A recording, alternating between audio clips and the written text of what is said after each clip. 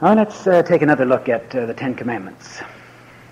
As we said last week, the very idea of the Ten Commandments and the reference to them, the statement, the words involved, have become one of the most overused cliches in the whole religion of today.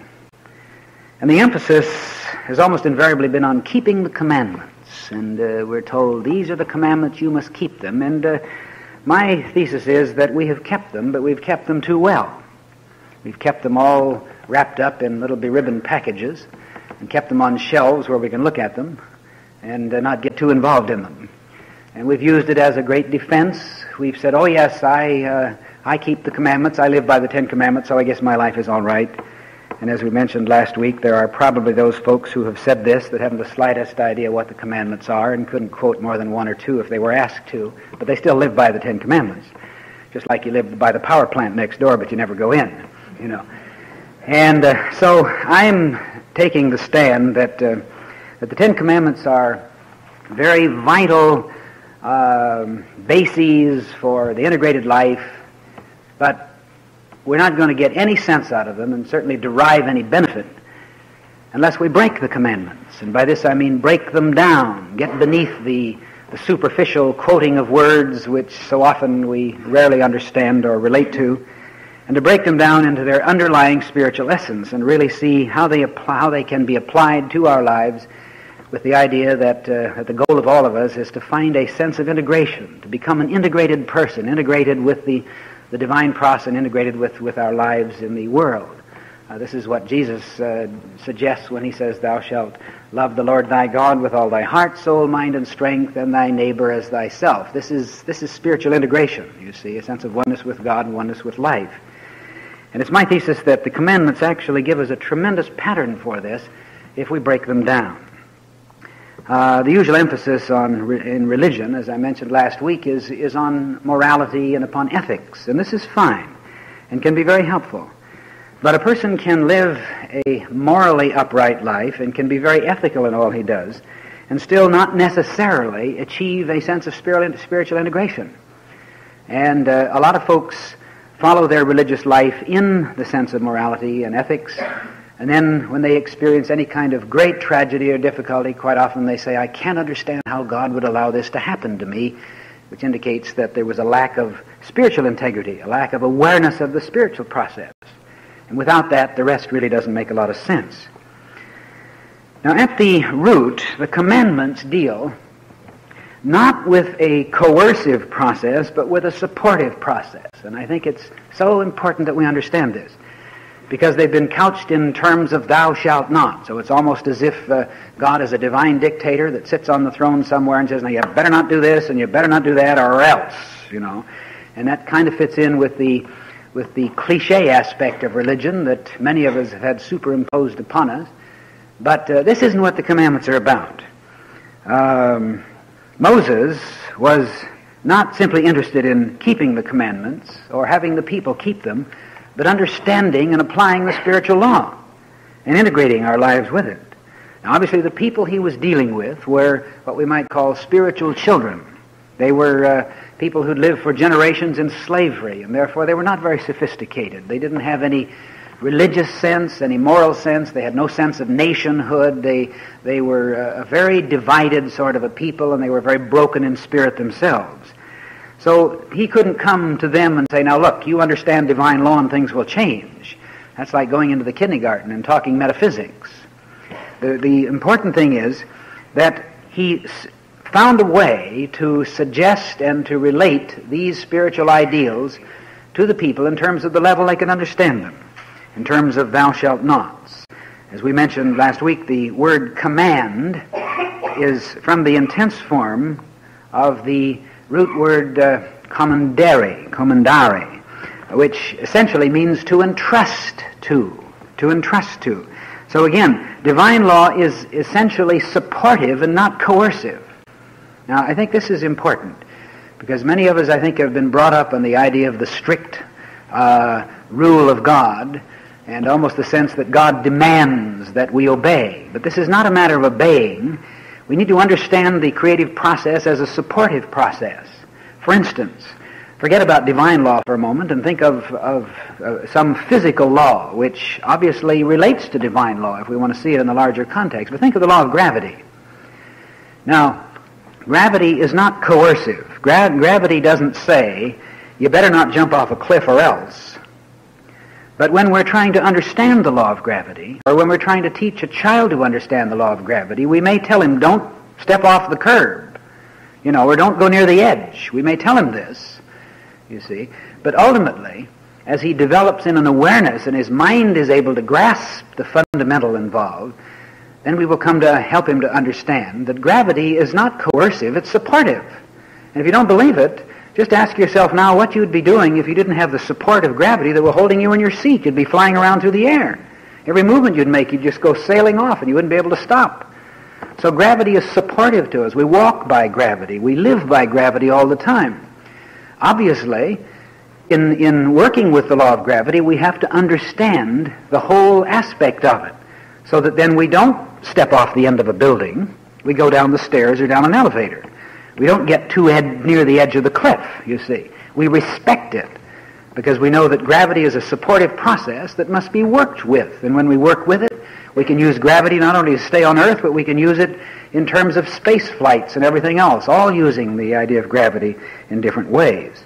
So that, you see, the commandments do not deal with a coercive aspect of divine law. They are the supportive aspect of divine law, which are suggested or commended in Moses' work with the Israelites in a commandment form, because as yet they're not ready to understand the law that is involved. So as we mentioned last week, we're dealing with the commandments on the basis of, first of all, a commandment which Moses, or which the Bible is commending to us. The fundamental law is being commended to us, to which ultimately we must make a personal commitment. And when we make a commitment to the law, to work with the law, then the commandment aspect is dissolved. There's no coercive thing about it at all. And as we go along through these commandments, you will find that in some of those that seem very coercive, such as thou shalt not steal, thou shalt not commit adultery, thou shalt not kill, and so forth, that this is not somebody saying that this just isn't to be done in this house now. You stop that, you see, rapping you on the knuckles. This isn't what it's about at all. You understand ultimately when you make a commitment to the divine process that the commandment actually is dissolved to where it doesn't exist anymore. It's not a restriction. So that you don't stop stealing because the commandment says thou shalt not steal, but when you understand the cosmic law, you know that you can't steal because you can't take anything from anybody else without hurting yourself, you see. And then you get into a higher aspect of the law, which is very interesting, very intriguing, and certainly very meaningful. And we'll deal with those later. So then, our first commandment, you remember, was, I am the Lord your God, you shall have no other gods before me. And as we suggested, this is the real fundamental upon which all else is built. As a matter of fact, this is the fundamental of the whole Ten Commandments. If you really know this and work with it, you can forget the rest. It's the starting point, it's the beginning. And all the rest is really commentary upon it. In other words, it's getting back to the one, as we mentioned in the Pythagorean concept in mathematics, that all things are resolvable back into the basic one. That all that is expressed, all people, all situations, all life, everything exists in and of the one which is God, or exists in and of the universe. Nothing is created outside of the universe. Nothing is created outside of God, you see. So one is the whole, no matter what it is. You may deal with another person, and he may be a very impossible kind of a person to deal with. And you may find yourself relating to that person with great personal turmoil and with great outward boisterousness and bitterness and everything else. But when you resolve it all back into the basic one, then you can understand that even as I am one in the infinite law of love and of life and of divine order and harmony, so is he. Therefore, our arguments and our differences must be on the level of superficiality in our human consciousness. And if I can get deeper into the awareness of the one, and then, as we so often say, namaskar, I salute the divinity in you, the Christ in you, and seek to relate to him on that deeper level in the realization of the one, then suddenly we resolve the whole situation back into one, and in a almost miraculous way we begin to find harmony between us. Now that's marvelous, but it works, you see. And so this is really why the commandments begin with this idea of, I am the Lord thy God, and thou shalt have no other gods before me. Oneness. Now, esoterically, the Bible teachings about man are based on what we could call two great facts. The first one is that man is made in the image of God, that he is the image of God, reproducing itself in individuality in the same universal mind which is the origin of all things. Infinite mind, infinite life, infinite love is being individualized in and as you. This is a marvelous realization. Now the second aspect, the second fact that is fundamental to the Bible, and which is perhaps the motivation behind the stories and the teachings of the Bible, is that man is ignorant of this truth. He's not aware of his oneness in the one. And so therefore, there is a need to lead the individual step by step out of his ignorance into knowledge. Because his ignorance of the truth, his ignorance of the true process, brings upon him all sorts of limitation. And all of his problems, his illnesses, his inharmonies, his financial difficulties, all the chaotic conditions of life come because in some way he's frustrating this divine process within him, frustrating his potentiality. Now, our ignorance of any law will never exempt us from its operation. I may not understand a single thing about gravity. It doesn't make any difference. If I unthinkingly step off the platform, I fall on my face. And this is true of a child or an adult or anybody. It's true of Jesus. It's true of the great masters and mystics, whoever. No obliviousness to law or no ignorance of law is going in any way to relieve us from the workings of the law, despite the fact that I may be a very nice person, you see. So that a very good, spiritual, religious, go to church 3 times on Sunday person can still come down with cancer and can still have chaotic conditions in his life, and he may not understand this. But it is because, you see, the goal of religious seeking should be to find a sense of integration, and any kind of chaos evidences the fact that there's a breakdown in the integration. That's what truth is all about, to try to understand the interrelationship. Not to condemn ourselves, not to say I must be a terrible sinner because this or that happens, but to try to find the break, as it were, in the circuits, and to reintegrate ourselves in the divine flow, the divine process. So the interesting thing is that, as we say, the ignorance of the law will not exempt us from its operation.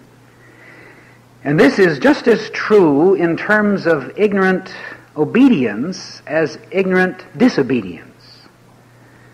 So therefore, great spiritual leaders, and this was the case of Moses, have always worked on the premise that if people are going to be saved from the consequences of disobedience to the law, that in the beginning, until there is the development of a certain level of sophistication or a certain consciousness awareness, they have to start on the level of ignorant obedience to the law. We do this with a child. You obey the law because I say so. You know, he doesn't understand anything else. Don't run away from the yard because I say you must not run away from the yard. You obey me as your parent. You see, that's the way you start. It's hard to do anything else because he can't understand anything else. But then gradually, beyond that point, then you begin to deal with him as an individual. As he grows in awareness, then he can understand more and more of what is involved in the whole process. Thus, you see, the whole system of the Mosaic Law was based on commandments and observances and compulsory ordinances and so forth. The unfortunate part is that we have failed to acknowledge that these things were important to people at a certain level of consciousness. But if we keep dealing with them at that particular level, then we don't grow. So that this is why religions tend to be static and fail to deal with people in terms of their own spiritual growth and unfoldment. If you keep dealing with people as children. This is why Paul says, when I was a child, I thought as a child, I acted as a child, but now that I'm a man, I put away childish things. This doesn't mean that you put away religion, but it means that religion, if it's going to really serve people, must allow for the growth of individuals, and therefore it must be a deeper and deeper probing into the fundamental spiritual, metaphysical aspects of what in the first place are simply rules for obedience. Because in the end, as a person grows and matures and as he becomes more spiritually sophisticated, it's not enough anymore to tell him keep off the grass or stop doing this. He wants to understand what this means to life as a whole, what it means to him as a person, how he can relate to it on the level of a mature being. He wants to know why what it hurts the grass if I walk on it. Well, then he comes to understand that grass needs to have a certain freedom to grow, and when you step on it, you bruise the grass and all. He needs to become grass conscious, in other words. And any person who becomes grass conscious doesn't have to be told to keep off the grass. He's aware of grass. He loves grass. He appreciates it. And he will do everything he can to help it to grow and flourish, you see. So you can take down the signs, keep off the grass, for this person. The keep off the grass signs, don't smoke in here, and all these things are for people who are not aware, and who thus, in that sense, need to be treated in a sense, a dictatorial mandate sort of a way, you see. Now, on one occasion when Jesus was asked which was the greatest commandment of the law, he quoted from Deuteronomy, that which has become the Shema to the Jewish people, "Hear, O Israel, the Lord our God is one." Now this, in a sense, is the first commandment again. This is what it's all about. The basic unity on which all things are built. This is the first cause. The Lord God is one. And this is the truth, you see, which was the mission of Moses. This was his whole concept, commencing with the divine name, which came to him at that burning bush experience. You recall, we mentioned this last week, when he found that urge to go back and help his people in Egypt. And very humbly he responded, "How could I do that? I'm a meek man, I'm slow of speech."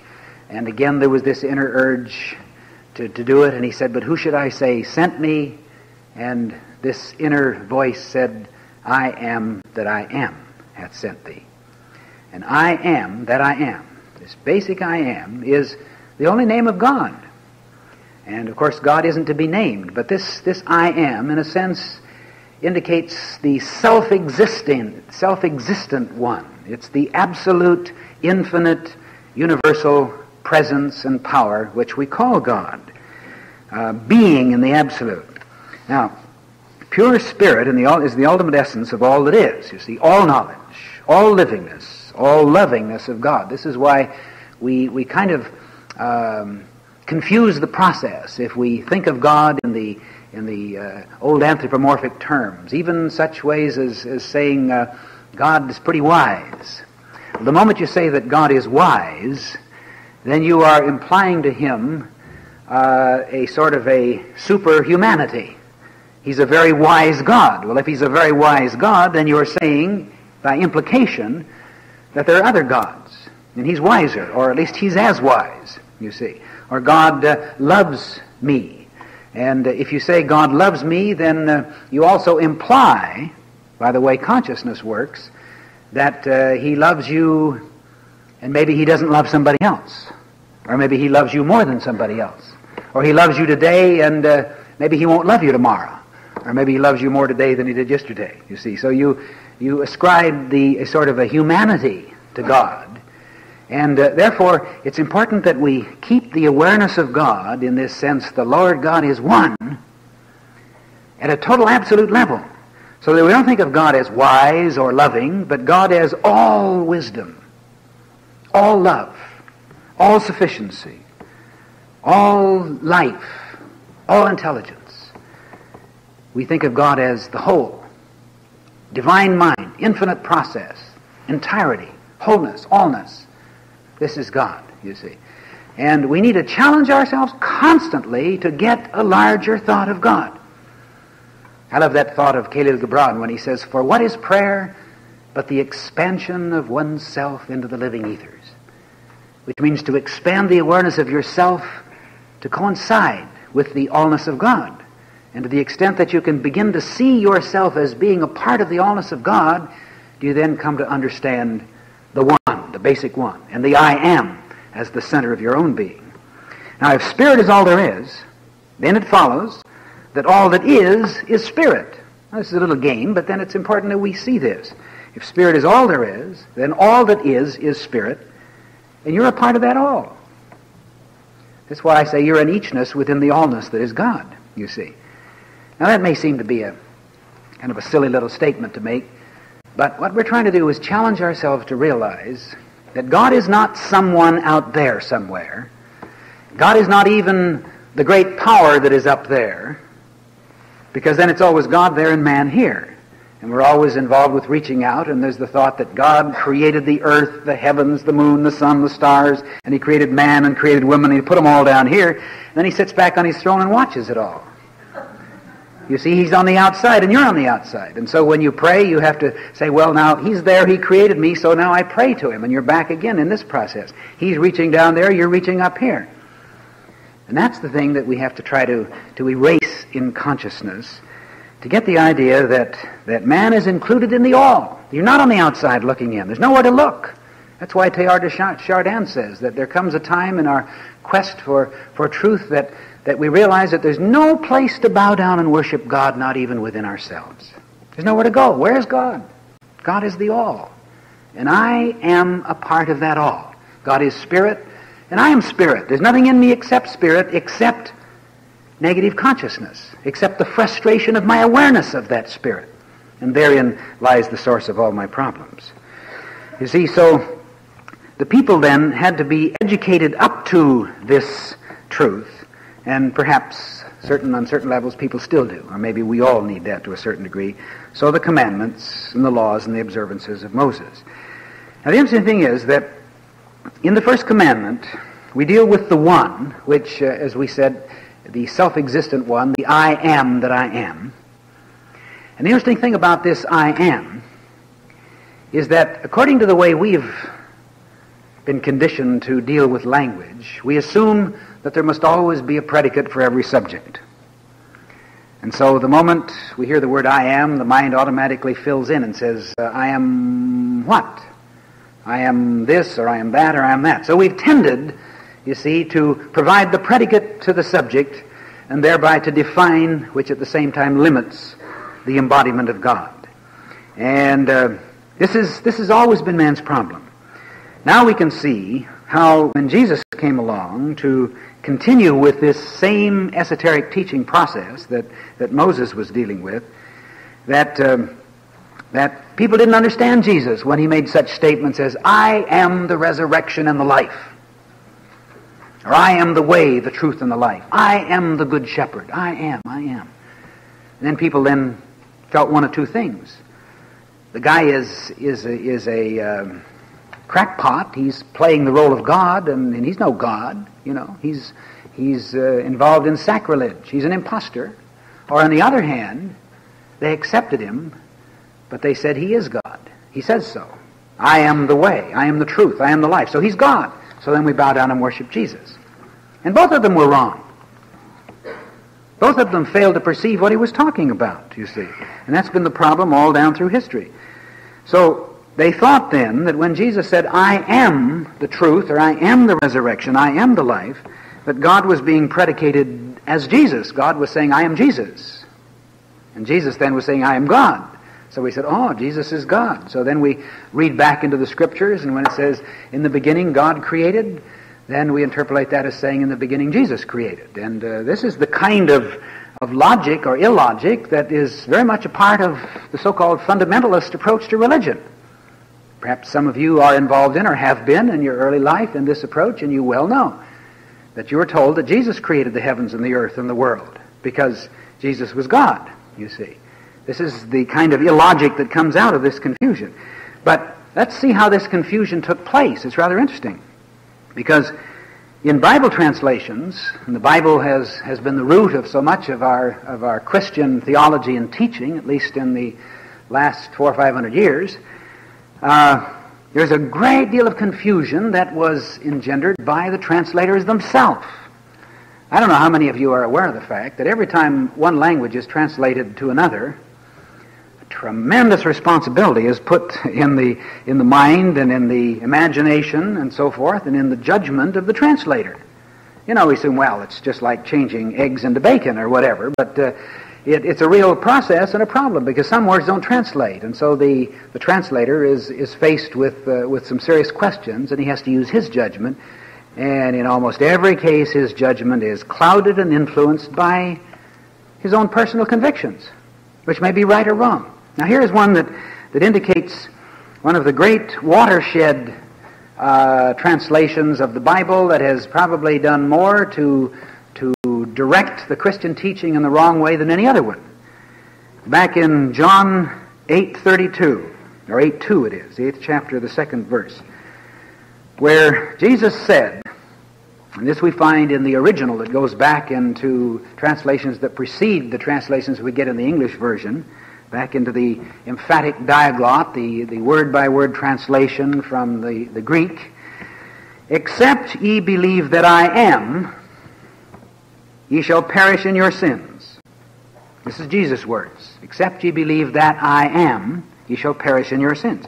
Now, in a sense, this is an emphatic summary of Jesus' position, that the whole goal is to understand the I am, to know the one, to know that the Lord God is one. Now, we must distinguish then between what Jesus said and what the translators say he said, because it makes a lot of difference. For instance, the English version, all the way from the King James Version, the Revised Standard Version, the American Standard Version, the New English Version, and all the modern versions follow. They have to approach this in different ways. But you will find that basically it will read, if ye believe that I am He, ye shall die in your sins. And the He will invariably be in italics, and then it will note a marginal notation. Over in the margin it will say the word He was added for clarity. Clarity? And therein lies much of the confusion of fundamental Christianity. The original was, as you'll read it in the emphatic diaglott, except ye believe that I am, ye shall perish in your sins. And the translator made it say, except ye believe that I am He, that I am God.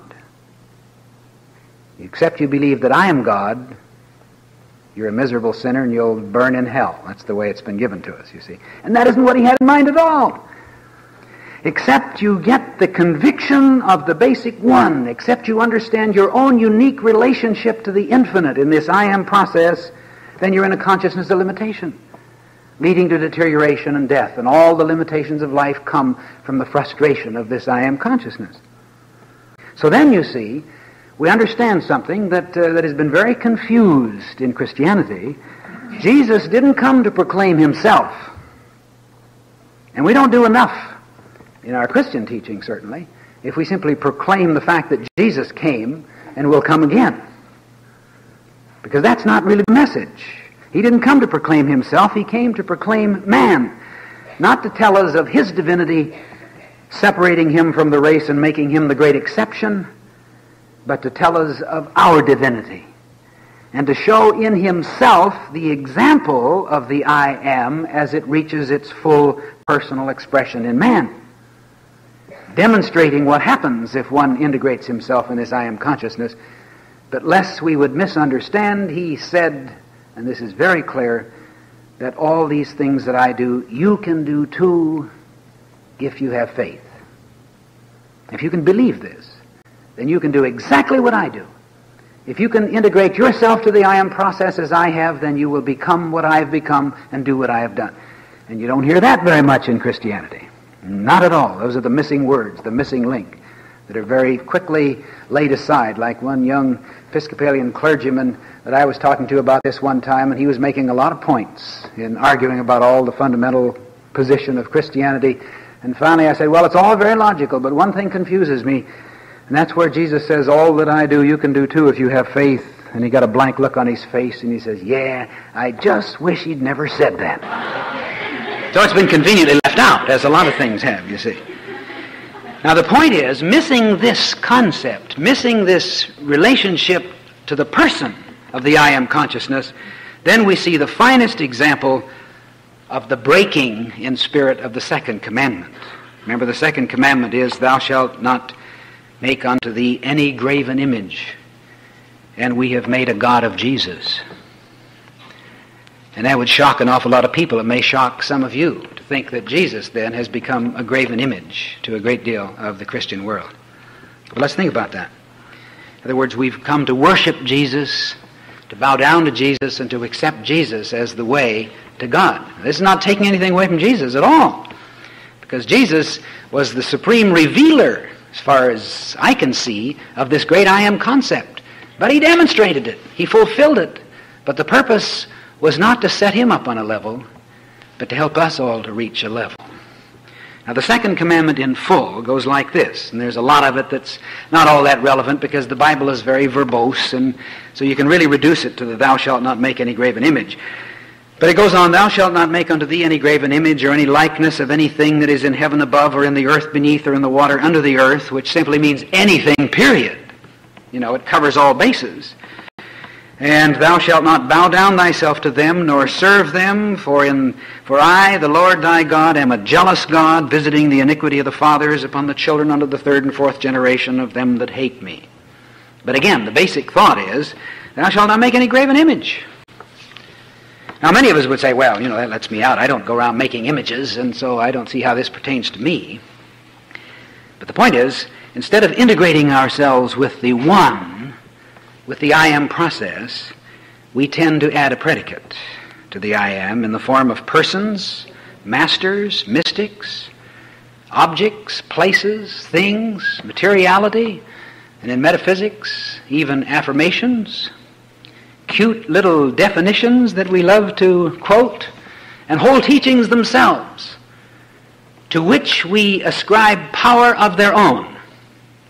If you ascribe power of its own to an affirmation or a teaching out of the flow of the divine process, and that's a graven image. And that's a shocker, isn't it? So the point is, anytime we look to or lean on any person or thing as a means of power, or in a sense, if we look to anything as a means of denying us power, or taking something away from us, we frustrate our inner flow. We lose our own sense of integrity, our own wholeness, our own oneness, and this is the real sin, maybe the only sin.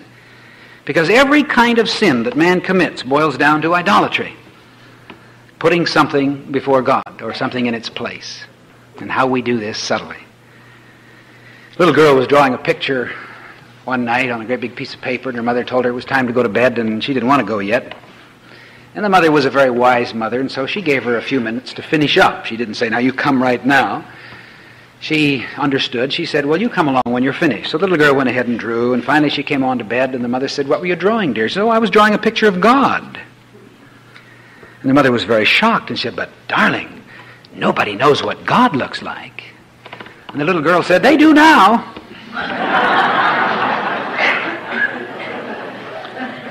But all through the ages, mankind has made an attempt to depict God in finite form. It's been compulsive, mostly with those of artistic bent.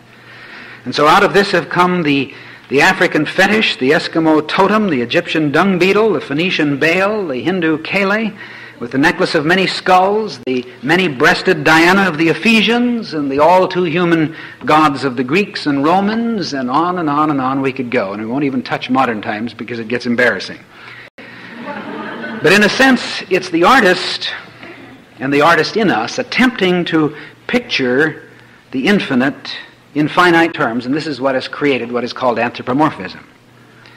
Creating such things as the angels and the seraphim and all these things, with men with long, great big wings and little cherubs with wings, which someone once described as anatomical monstrosities. Assuming that so often this is what is meant in the Bible, when the Bible actually deals with metaphor and idiom and with the gigantesque, you have to understand biblical times and the more poetic way of expressing it. And so people have gone to great extent to draw pictures of heaven, draw pictures of God, and some of the great masterworks. You cannot go to a religion of classical artworks without seeing all sorts of picturization of angels and gods and heaven and the whole bit, you see. And some of the greatest works, like Michelangelo's frescoes on the ceiling of the Sistine Chapel, are marvelous and beautiful, but hideous.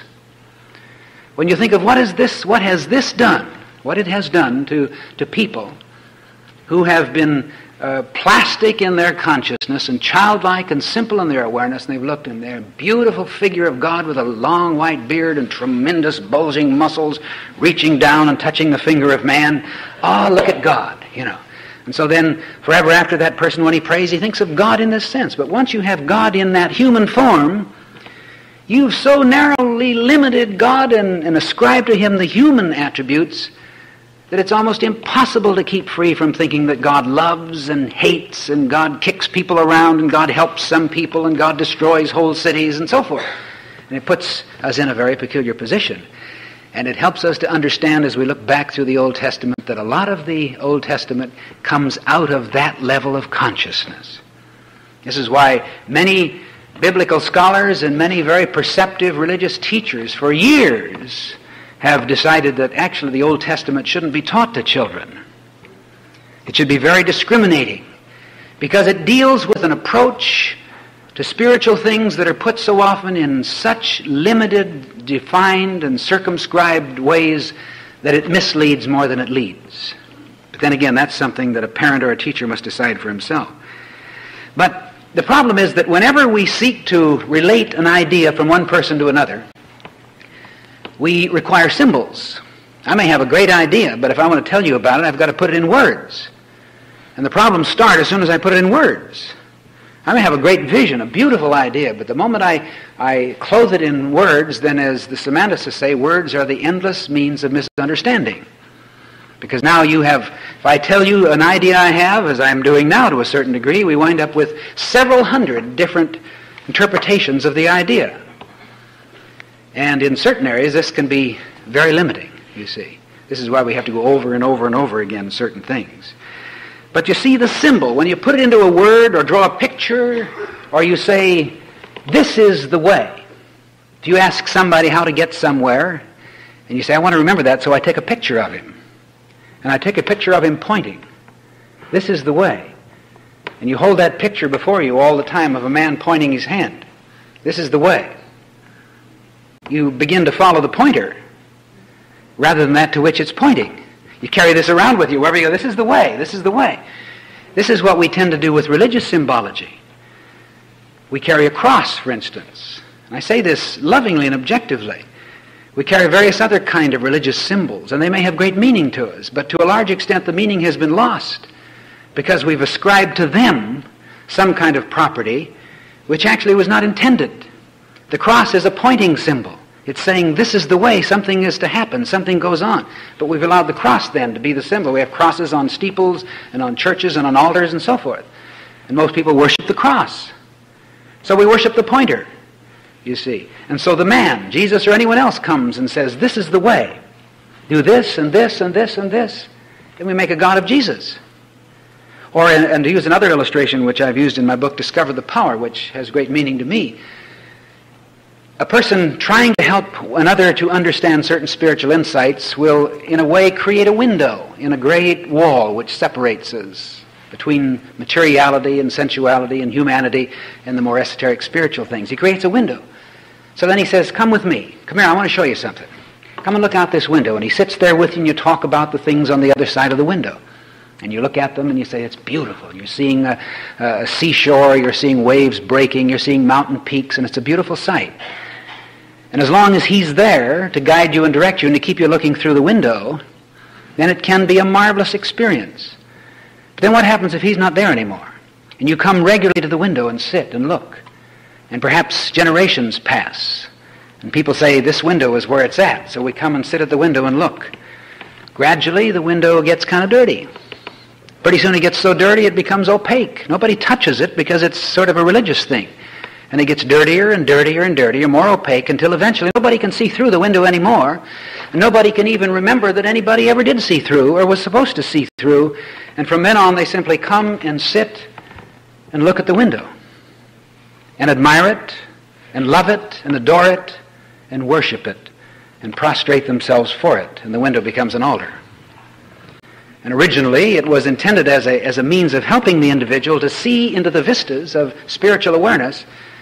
But in the end, we look at it instead of through it. That's the problem with symbology, you see. But the moment we no longer see through the symbol and simply use the symbol without its original meaning, the symbol becomes a graven image, because it becomes the object of worship rather than the means of gaining worthship. That's why I use the word worthship rather than worship.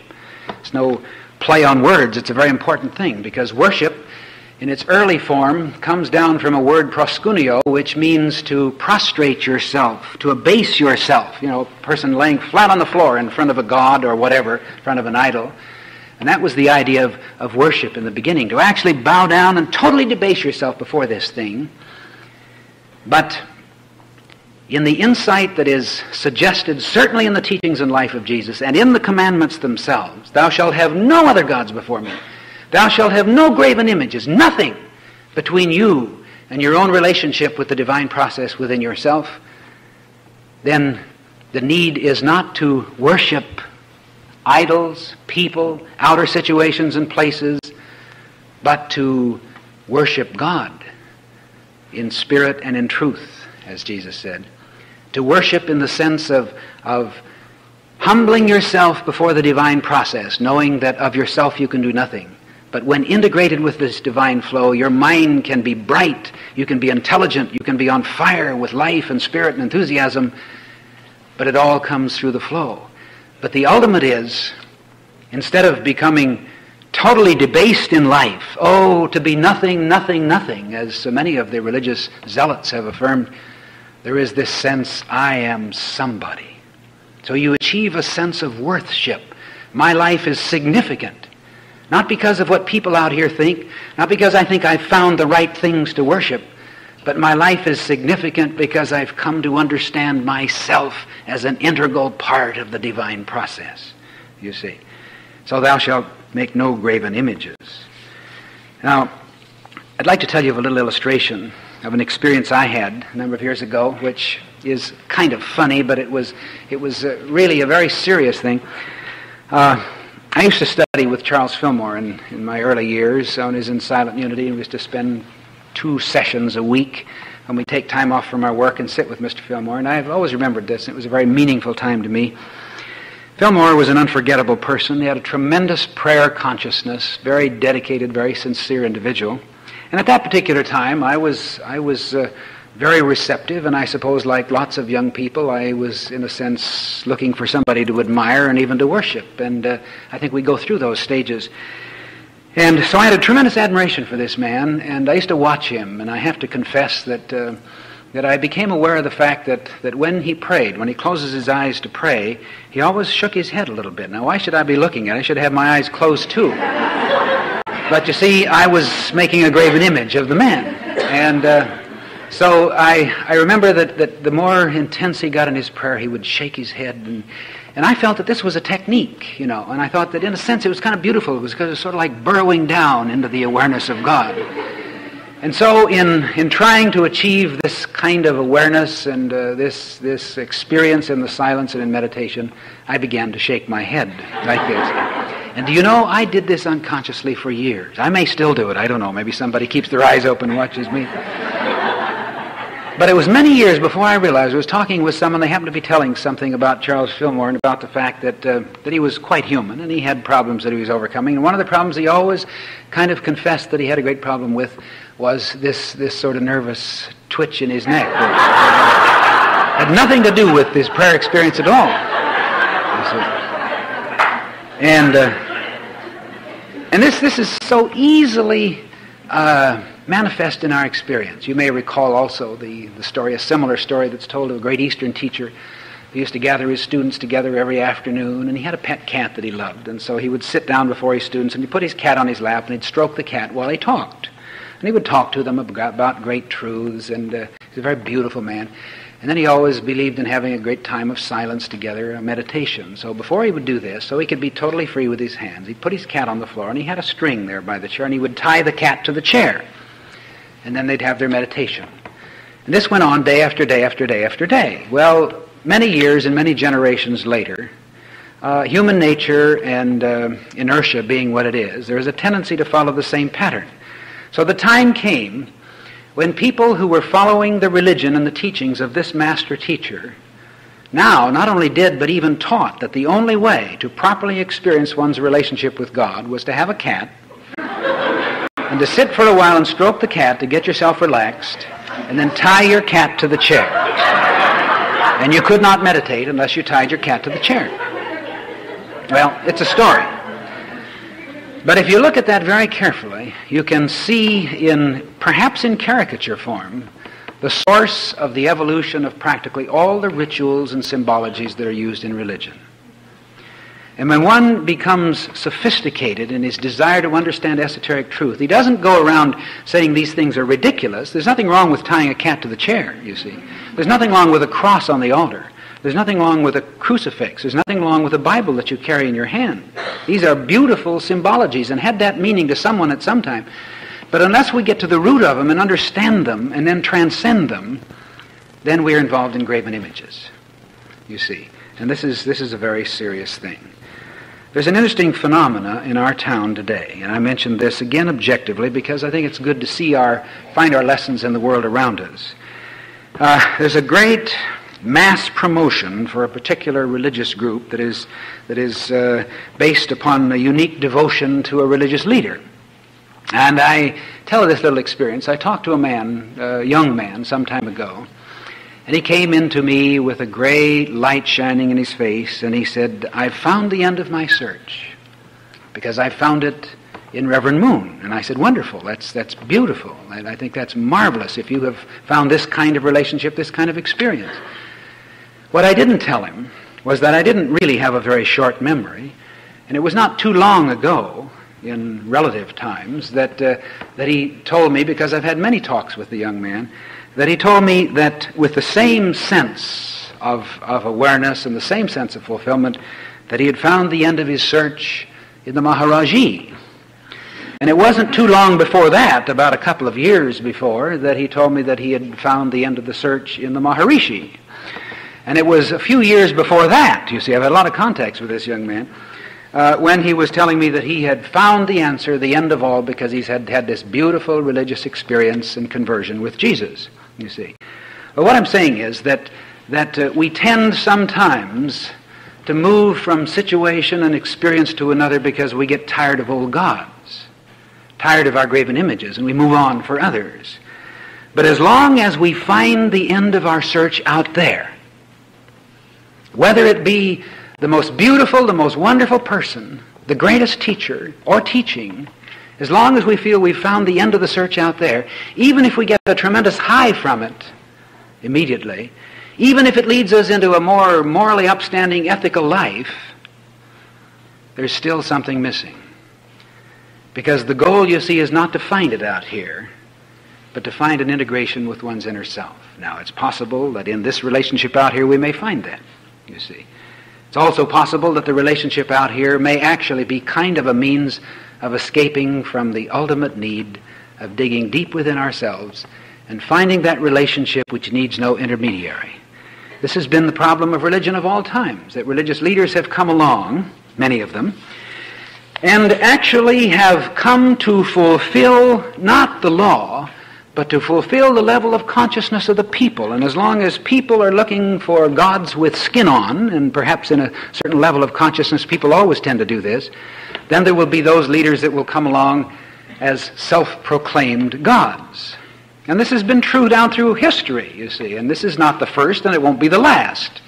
And again, I say this in no attempt to put down the person or the relationship or what people are involved in, but because I think it's a good object lesson right now in what we're talking about, because we tend to make graven images of relationships and situations and people out here, you see, and tend to forsake and forget the tremendous need to find an inner sense of awareness, to know that finding the answers to all things can only come through finding ourselves. We look for meaning in life, and we say, now I found meaning in this. People say they found meaning in a new relationship with a man or a woman, or they found meaning in some new course of study or some new job they have or something. You never find meaning out here. You can't do it. You may find diversion for a while. You may find excitement for a while and assume that this has given meaning to life, but meaning isn't to be found out here in the world. Meaning is only to be found in an inner sense of integration. And when you find that inner sense of oneness, and one doesn't do this overnight, and one doesn't do it any time, for all time. It's a constant process. But relatively and progressively, as one finds that inner sense of awareness, then all of his life becomes meaningful, because the meaning is in himself, not out here, you see. So whenever a person says, I've found meaning in my life in this, then you can take another look at it, because something's missing. You can't find meaning in this, or that, or the other, you see. So, now we make graven images in many forms, and I won't go into them to any great extent, but any time we bow down to things and give power to people or situations, then we've cut ourselves off from the integral flow. And we do this in the most subtle ways. This is why Jesus says you can't worship God and mammon. Mammon has been given many forms and emphases, but actually all it really means is the focus of attention on things on the outside. Whenever you see anything out here as the goal of life, that's mammon.